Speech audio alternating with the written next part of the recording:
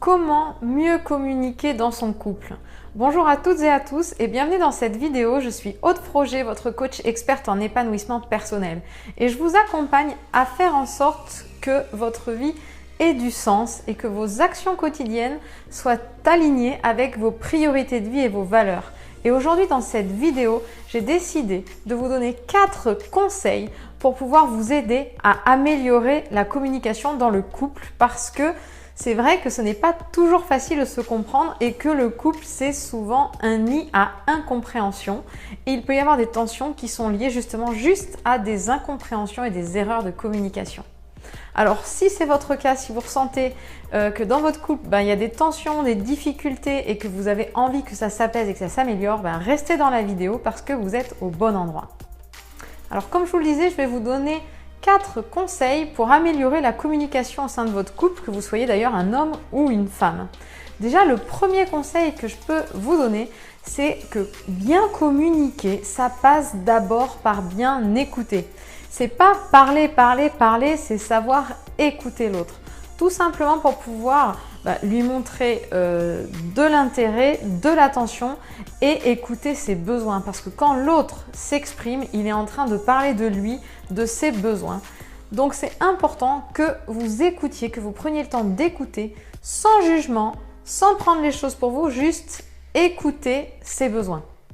Ensuite, la deuxième clé, ça va être bien sûr de comprendre que les hommes et les femmes sont différents.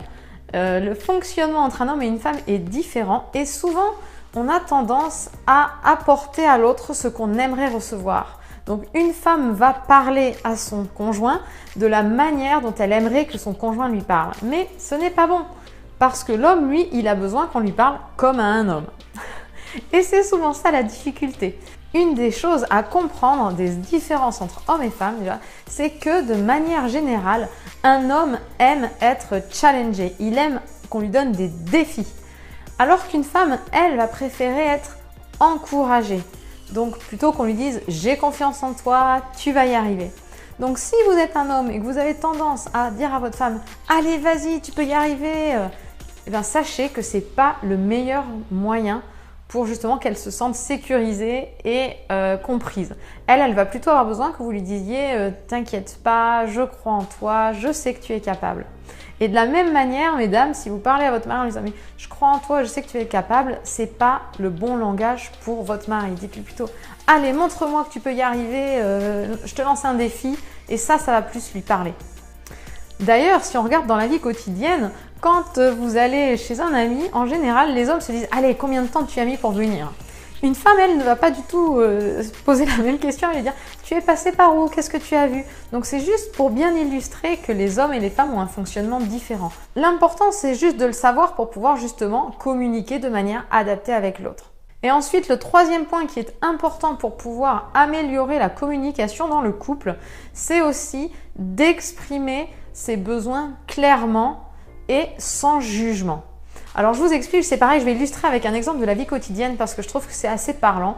Une femme ne va pas de manière spontanée exprimer ses besoins et dire ce qu'elle aimerait. Parce que pour elle, par exemple, si on parle de la cuisine, j'utilise souvent cet exemple avec les gens que je coach, c'est la femme voit que la poubelle est pleine et elle aimerait que son mari sorte la poubelle sans qu'elle ait à lui demander. Sauf que ça marche pas comme ça. Le mari, lui, il est capable de passer devant la poubelle et de même pas penser à la sortir. Alors ça va avoir tendance à énerver la femme qui dit « mais c'est pas possible, il voit pas que la poubelle est pleine, il faut toujours que je lui demande pourquoi il peut pas prendre des initiatives. » Et en fait, ça génère juste de la frustration parce qu'au moment où la femme va en avoir assez, si vous êtes dans ce cas-là, mesdames, vous en avez assez et tout d'un coup vous lui dites « ouais, mais est-ce que tu peux sortir la poubelle? J'en ai marre, c'est toujours moi qui le fais. » Et là, clash. Ça clash tout simplement parce que le mari, lui, il comprend pas ce qui se passe, il comprend pas pourquoi ça lui tombe dessus. Donc, mesdames, si vous êtes dans ce cas-là, ce que je vous invite à faire, c'est exprimer clairement vos besoins. Parce que si vous demandez à votre mari « est-ce que tu peux sortir la poubelle s'il te plaît ?» En fait, il va le faire. Sauf que il ne prend pas l'initiative, il attend que vous lui demandiez. Et ça, c'est juste une incompréhension entre hommes et femmes. Parce que si vous lui posez la question, il va le faire. Donc pourquoi vous énerver, attendre qu'il le fasse de lui-même alors qu'il ne va pas forcément le faire et du coup créer des tensions?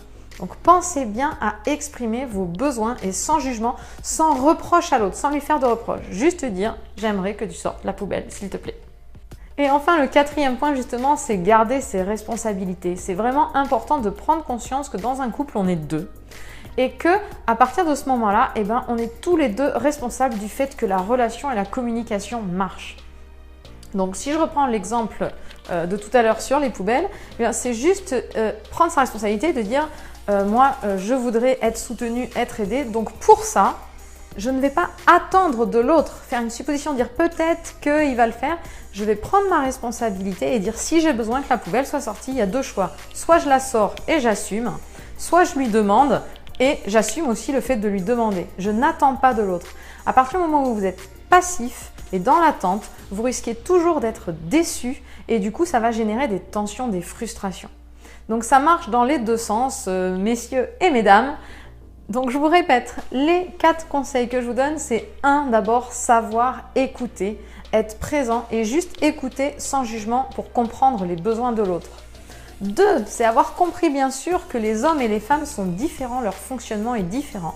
Donc si vous êtes une femme, parlez à un homme de la manière des hommes et si vous êtes un homme, parlez à votre femme comme les femmes ont besoin qu'on leur parle.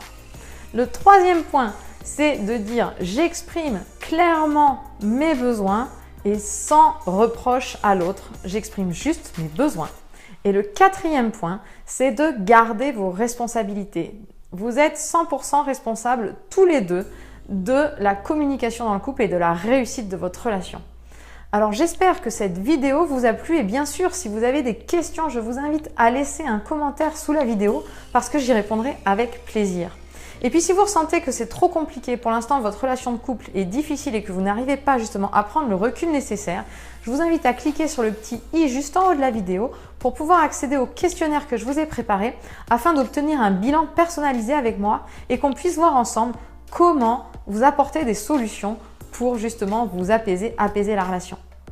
Alors comme je vous le disais tout à l'heure, j'espère que cette vidéo vous a plu et si vous le voulez bien, on se retrouve demain pour une prochaine vidéo. Très belle journée!